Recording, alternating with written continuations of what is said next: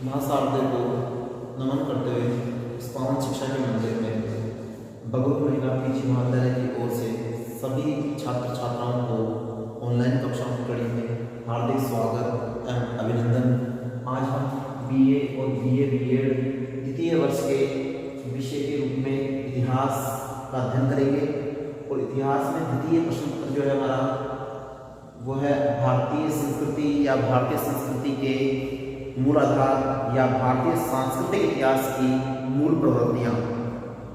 उस विषय का आज हमारा टॉपिक जो है यहाँ पे महत्वपूर्ण है, जो प्रकरण के रूप में है, और वो है भक्ति आंदोलन। आज हम पढ़ने जा रहे हैं मध्यकाल का वह आंदोलन जो अपने आप में इतिहास में महत्वपूर्ण आंदोलन के रूप में जाना जाता है, नव चेतना के जागरण के लिए। इसीलिए इसे भक्ति आंदोलन के नाम से जाना जाता है। तो आज उसकी शुरुआत करते हैं प्रस्तावना से कि आखिर भक्ति आंदोलन जो था वो मध्यकाल में किस समय आरंभ हुआ और क्यों हुआ, उसके पीछे क्या कारण रहे होंगे जिसकी वजह से मध्यकाल में इस भक्ति आंदोलन की आवश्यकता पड़ी। तो देखिए, शुरुआत प्रस्तावना में हम देखें तो पता चलता है कि किसी भी देश में लोगों के द्वारा अपने धर्म के अनुसार अपने जीवन का आचरण किया जाता है, उसको पथ प्रदर्शक मानकर उस पर चलते हुए जीवन का निर्वहन किया जाता है। उसी कड़ी में जब विभिन्न धर्मों के अपने अपने नियम, सिद्धांत और दर्शन होते हैं, उन सभी का मूल उद्देश्य संसार के दुखों से अपने आप को दूर करते हुए सुखपूर्ण जीवन को व्यतीत करने पर बल देना धर्म का मुख्य उद्देश्य माना गया है। प्राचीन काल में भी यही स्थिति थी। प्राचीन काल में भी मनुष्य को ईश्वरीय ज्ञान से जागरूक करने के लिए प्राचीन काल में भी धर्म सुधार आंदोलन हुआ, जो कि वैदिक काल के बाद उत्तर वैदिक काल में जब हिंदू धर्म में कई बुराइयाँ आने लगी, उसके पश्चात जब बौद्ध धर्म और जैन धर्म आए 6ठी शताब्दी ईसा पूर्व के समय, उसके बाद से वापस शंकराचार्य के माध्यम से हिंदू धर्म को वापस से नवीन धर्म के रूप में या नहीं कह सकते हैं मजबूती के साथ प्राचीन धर्म को स्थापित किया गया, जो कि हमारा हिंदू धर्म था। इसलिए भारतीय धर्म में भक्ति आंदोलन जो है वो धर्म सुधार आंदोलन के रूप में भी देखा जाता है। तो प्राचीन समय में इस आंदोलन को धर्म सुधार आंदोलन के नाम से जाना गया। यहाँ पर इसे भक्ति आंदोलन के नाम से इसको पुकारा जाता है, जो मध्यकाल में इस्लाम धर्म के बढ़ते प्रभाव और उसके फलस्वरूप हो रहे अत्याचारों से अपने आप को मुक्त कराने के लिए हिंदुओं के द्वारा या हिंदू संतों के द्वारा या प्रमुख प्रवर्तकों के द्वारा अपने शिक्षा और संदेशों के माध्यम से जो ज्ञान दिया वो अपने आप में भक्ति आंदोलन का नाम जाना गया। तो भक्ति आंदोलन में धर्म, दर्शन और आध्यात्मिकता के ज्ञान को संजोते हुए इन्होंने मनुष्य को सुख का अनुभव कराने के लिए, मोक्ष प्राप्ति के लिए जो रास्ते बताए, जो अपने आप में महत्वपूर्ण थे, और वही भक्ति आंदोलन माना जाता है। जैसे वैदिक धर्म, जैन धर्म में और बौद्ध धर्म में समय समय के अनुसार इतिहास को चुनौतियाँ देते हुए अपने आप में धर्म का संकलन किया।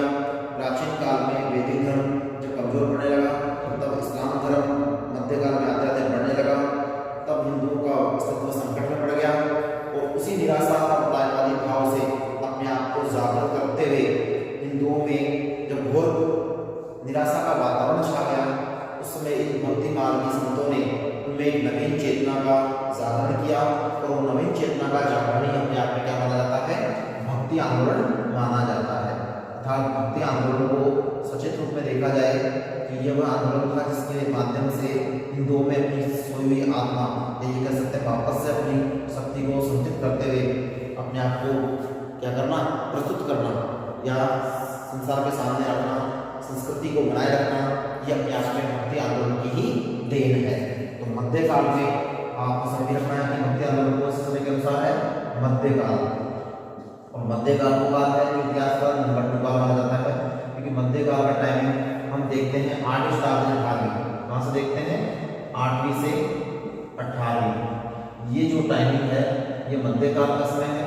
इस दौरान भारत में विदेशी जातियों में बहुत सी जातियाँ आई, जिसमें प्राचीन काल में शक, सातवाहन, कुषाण, ये ऐसी हूण ऐसी जातियाँ जो थी वो विदेशों से आई और भारत में ही यहाँ आकर बस गई। इनका प्रभाव भी भारतीय संस्कृति पर पड़ा। लेकिन 8वीं शताब्दी के बाद में भारत में इस्लाम धर्म का आगमन हुआ, और इस्लाम धर्म जो था वो अपने आप में कट्टर धर्म था, जिसमें शिया और सुन्नी दो शाखाएं हुआ करती थी। उसमें सुन्नी जो थे वो कट्टर थे, उनकी कट्टरता के कारण ही भारत में हिंदू धर्म को गहरी चोट पहुंची और इसीलिए हिंदू धर्म ने वापस से अपने आप को एकजुट करते हुए इस भक्ति आंदोलन के माध्यम से अपना विकास करना शुरू किया। तो ये थी हमारी प्रस्तावना भक्ति आंदोलन की। अब है भक्ति आंदोलन की पृष्ठभूमि। पृष्ठभूमि किस प्रकार तैयार की गई, अर्थात इसकी भूमिका किस प्रकार बनी। तो देखिए, कुछ विद्वानों का मानना है कि भक्ति आंदोलन जो है वो अपने आप में इस्लाम धर्म की ही देन है। इस्लाम धर्म के बढ़ते प्रभाव और उनकी निरंकुश शासन व्यवस्था, संकीर्णता आदि विचारों के फलस्वरूप भी भक्ति आंदोलन का उदय हुआ या भक्ति आंदोलन भारत में प्रचारित हुआ। किंतु अधिकांश विद्वान ये मानते हैं कि भक्ति आंदोलन के अनुकूल तो भारत में प्राचीन काल से ही थे, अर्थात सिंधु घाटी सभ्यता से ही चले जा रहे थे और प्राकृतिक शक्तियों के आधार पर ईश्वर में आस्था रखते हुए उनकी पूजा करते हुए वेदों और पुराणों और यहाँ तक कि गीता में भी भक्ति का भाव स्पष्ट रूप से उल्लेखित है। इसलिए भक्ति आंदोलन प्राचीन काल से ही माना गया है, जिसमें भागवत गीता में मोक्ष प्राप्ति का जो आधार माना गया है वो कर्म माना गया है और कर्म के आधार पर ज्ञान जो है और ज्ञान के आधार पर व्यक्ति अपना जीवन जो जीता है उसी से उसको मोक्ष की प्राप्ति होती है। तो ये गीता में कर्म करने पर बल दिया गया है, अर्थात फल की इच्छा न करते हुए निष्काम भाव से हमें क्या करना चाहिए, कर्म करते रहना चाहिए। संदेश इसका है भागवत गीता में श्री कृष्ण ने अर्जुन को दिया था, वही संदेश गीता का पवित्र संदेश माना जाता है। भक्ति को श्रेष्ठ मानकर सारे विश्व को सृजन करने और ब्रह्मा को जब सृजन करने का कार्य सौंपा गया, उसमें विष्णु को पालनहार के रूप में देखा गया और शिव को संहारक के रूप में तदाई माना गया। ये प्राचीन काल में ही उल्लेखित है, इसके आधार पर भारत में भक्ति का प्रचार प्रसार अधिक हुआ। किंतु मध्यकाल में आते आते दक्षिण भारत में भक्ति धारा का दो शाखाओं में विभाजन हो गया और वो दो शाखाएं बढ़कर जो है अलग अलग नामों से पुकारी गई, जो भक्ति मार्ग की शाखा के रूप से अलग अलग जानी जाती है। जैसे एक है आलावार संत के नाम से और एक है नयनार संत के नाम से, अर्थात विष्णु को मानने वाले जो थे वो आलवार हो गए और जो शंकर भगवान को मानने वाले थे वो नयनार हो गए। तो इस प्रकार से भक्ति आंदोलन जो है वो दो भागों में बट गया। विष्णु को मानने वाले अर्थात वो आते देव के रूप में पूजने वाले जो थे वो आलावार संत कहलाए। कौन से? आलावार। तो याद रखिए, दो मार्गों में भक्ति हो गई, एक आलावार और जो विष्णु भगवान के समर्थक थे अर्थात विष्णु को पालना मानकर, और दूसरे थे नयनार। ये दक्षिण भारत में रह गए, नयनार आलावार उत्तर भारत में हो गए। ये भी याद रहे, आलावार के साथ उत्तर भारत में और ये दक्षिण भारत में रही नयनार। ये शिव को मानने वाले थे, किसको मानते थे? शिव भगवान और शंकर भगवान को। तो इस प्रकार से हिंदू धर्म में आलवार और नयनार संतों ने, संतों की संख्या है अलग अलग, इन संतों ने क्या किया, धर्म में अपना प्रभाव भक्ति आंदोलन के रूप में दिखाया और भक्ति आंदोलन के आधार पर उन्होंने क्या किया, सुधारात्मक कार्य किए। अपने भजनों से, अपने गीतों से, अपनी वाणी से, अपने उपदेशों से, अपनी शिक्षाओं से, अपने पुस्तक ग्रंथों के माध्यम से इन्होंने क्या किया, भारत में इस्लाम धर्म के प्रभाव जो बढ़ रहा था उसको रोकते हुए अर्थात हिंदू मुस्लिम संस्कृति को बनाए हुए उन्होंने भारत में अपना प्रभाव बनाया। अब तीसरा पढ़ते हैं भक्ति आंदोलन व इस्लाम। देखिए इसी का पॉइंट दिया गया है, भक्ति आंदोलन इस्लाम, क्योंकि भक्ति आंदोलन के फलस्वरूप ही क्या हुआ, इस्लाम धर्म का प्रभाव जो है देखने को मिला कि इस्लाम धर्म अत्यधिक मात्रा में 8वीं शताब्दी से 12वीं शताब्दी तक आते आते बढ़ रहा था। उसी दौरान राजपूत काल था और राजपूत काल में ही यहाँ पर इस्लाम धर्म का बोलबाला या प्रभाव देखने को मिला और 12वीं शताब्दी में आते आते 12वीं से 15वीं शताब्दी तक पूरी तरह से इस्लाम धर्म ने भारत पर क्या कर लिया, कब्जा कर लिया, जिसमें शेख, पठान और दूसरे मुगल और मंगोल ये शाखाओं के रूप में होते हुए उन्होंने क्या किया, भारत पर अपने शासन के रूप में सत्ता स्थापित कर ली। तो ये समय था 8वीं से आरंभ का, 12वीं में उन्होंने पूरी तरह कब्जा कर लिया और 12वीं से 15वीं तक उन्होंने भारत पर शासन करते हुए इसको विधिक रूप से आगे बढ़ाने लगा। इसीलिए जब 15वीं शताब्दी आई तब उसमें भक्ति आंदोलन की शुरुआत हुई। इसीलिए 15वीं और 16वीं शताब्दी को भक्ति आंदोलन का पीक पॉइंट माना जाता है। अर्थात ये वो समय था जिस समय भारत में भक्ति आंदोलन के माध्यम से धर्म सुधार के कार्य किए गए। तो ये अपने आप में भक्ति भक्ति आंदोलन के लिए इस्लाम धर्म को उत्तरदायी ठहराया गया है, क्योंकि विद्वानों का मानना है कि भक्ति आंदोलन का आधार इस्लाम धर्म रहा, क्योंकि भारत में इस्लाम के प्रवेश से भारतीय धर्म और भारतीय संस्कृति और यहाँ तक कि हिंदू धर्म की मान्यताएं खंडित होने लगी। मुसलमानों ने पवित्र मंदिरों को तोड़ दिया, अर्थात देव मूर्तियों को खंडित कर दिया, गो हत्या, ब्राह्मण हत्या आदि करना शुरू कर दिया। उसी के फलस्वरूप हिंदुओं में धार्मिक विश्वास और की भावनाओं को उन्होंने कुठाराघात पहुंचाया। इसी से पीड़ित होकर उनमें निराशा का वातावरण आ गया और जनसाधारण को आत्मिक शांति प्रदान करने के लिए क्या किया गया, भक्ति मार्ग की शाखा का अनुसरण किया गया और वहीं से भक्ति की भावना का जागरण होने के कारण धीरे धीरे भक्ति आंदोलन व्यापक रूप से प्रसारित होता गया। तो भक्ति आंदोलन के प्रसारित होने में इस्लाम धर्म ने अपनी बखूबी भूमिका निभाई, क्योंकि इस्लाम धर्म का बढ़ता प्रभाव ही भक्ति आंदोलन के उदय होने के कारणों का महत्वपूर्ण कारण माना जा सकता है। बढ़ता इस्लाम धर्म उसके हिंदुओं पर पहुंचाते हुए कुठाराघात प्रभाव, उसी के फलस्वरूप भक्ति आंदोलन और संतों के द्वारा इसमें जो कार्य किया गया वो भक्ति आंदोलन का क्या माना गया, नया स्वरूप माना गया। तीसरा पॉइंट है भक्ति आंदोलन इस्लाम के रूप में, कि भक्ति आंदोलन किस प्रकार आगे बढ़ा इस्लाम धर्म के समय में। नंबर 4 पॉइंट है भक्ति आंदोलन का कारण, अर्थात भक्ति आंदोलन के कारण कौन से हैं। आखिर भक्ति आंदोलन जो फैला और बढ़ा उसमें कारण कौन से माने गए हैं। देखिए मुख्य रूप से कारण जो माने गए हैं वो इसमें कितने माने गए हैं। भक्ति आंदोलन के 5 कारणों का उल्लेख करेंगे हम, जो भक्ति आंदोलन के कारणों की संख्या के रूप में माने जाते हैं। पहला है दिल्ली पर मुस्लिम शासकों का जो शासन था, तो उनके शासन का कैसा स्वरूप देखने को मिला, निरंकुश और संकीर्ण शासन जो था उससे कुपित होकर, क्रोधित होकर, हिंदुओं पर बढ़ते अत्याचारों से पीड़ित होकर उन्होंने क्या किया, आवाज जो उठाई वो साधु संतों के द्वारा भक्ति आंदोलन के रूप में उठाई गई। इसीलिए माना जाता है कि दिल्ली के मुस्लिम शासकों ने निरंकुश और संकीर्ण शासन के अंतर्गत हिंदुओं पर राजनीतिक, धार्मिक, सामाजिक सुविधाओं से उनको वंचित रखा, जो अपने आप में एक उनका क्या माना गया, सबसे बड़ा पतन का कारण माना गया, या ये कह सकते हैं उनका विरोध हुआ इस आंदोलन के माध्यम से, भक्ति आंदोलन के माध्यम से। पहला कारण ये हो गया कि दिल्ली के शासकों के द्वारा जो मुस्लिम थे निरंकुश और संकीर्ण शासन व्यवस्था का संचालन करना। दूसरा पॉइंट है हिंदुओं को जबरन मुसलमान बनाना, अर्थात उस पर बल देना, साथ ही साथ जजिया कर जो था हिंदू से लिया जाता था, जो गैर मुसलमान से लिया जाता था, जजिया कर जो लिया जाता था, उस कर के माध्यम से भी उन्होंने हिंदुओं पर कई प्रकार के दबाव बनाए और जो गरीब थे, कमजोर थे, उनको बलात् अर्थात जबरन मुसलमान बनाने पर बल दिया गया। तो ये अपने आप में विशेष कारण माना गया भक्ति आंदोलन के उदय का। तीसरा पॉइंट है क्योंकि अधिकांश मुसलमान शासक जो थे हिंदुओं के साथ सख्ती से पेश आया करते थे, जजिया का वसूल करने के लिए कठोरता से उनको जबरन मुसलमान बनाने पर बल दिया करते थे। ये इसका निश्चित रूप से सहारा है।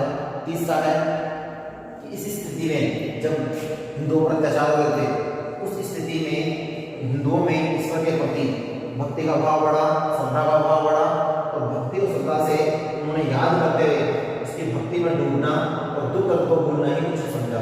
तो ये एक महत्वपूर्ण पॉइंट बन गया कि जिस समय मुसलमानों ने जबरन हिंदुओं पर जजिया कर और बलात् जबरदस्ती उनको मुसलमान बनाने का कार्य किया जा रहा था, उस समय हिंदुओं ने ईश्वर को याद किया और ईश्वर की भक्ति में याद करते हुए इस प्रकार डूब गए कि उनके जो दुख और दर्द है वो भूल गए।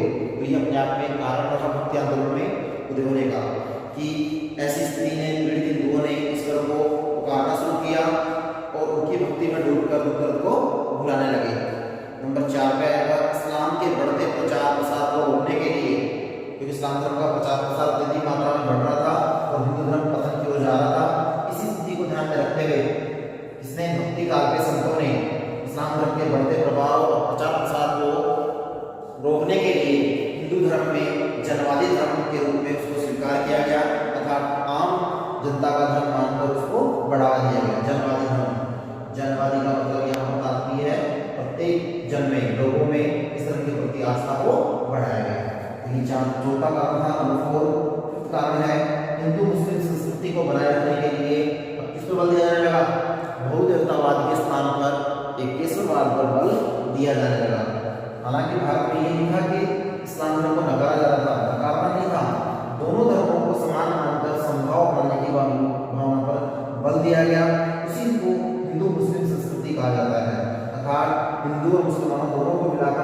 दोनों आचार विचारों को मिलाकर जो समाज के लिए उचित थे उनको आधार बनाते हुए अब क्या कहने लगा, बहुदेवताओं के स्थान पर एकेश्वरवाद को बदल देने लगा। ये महत्वपूर्ण बिंदु है 5 पॉइंट के रूप में कि एकेश्वरवाद को महत्व दिया गया।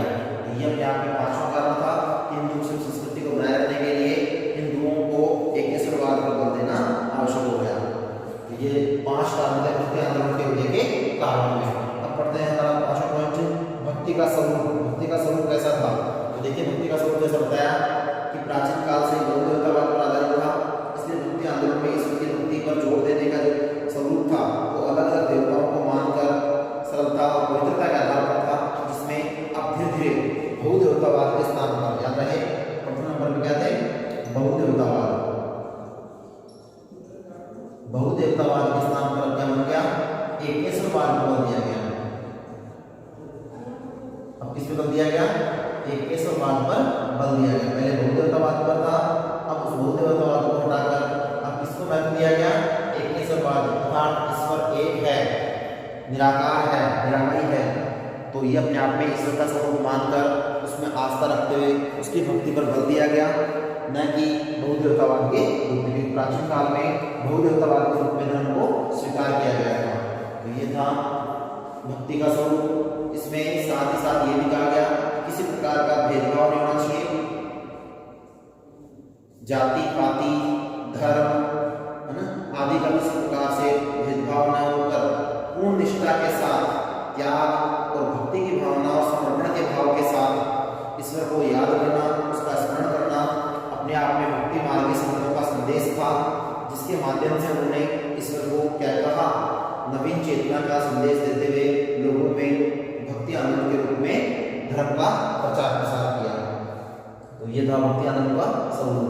अब नंबर 6 पॉइंट हमारा भक्ति आंदोलन का प्रमुख संत और प्रवर्तक। भक्ति आंदोलन के प्रमुख संत और प्रवर्तक कौन कौन थे और किन्होंने इसको आधार बनाकर इसको आगे बढ़ाया?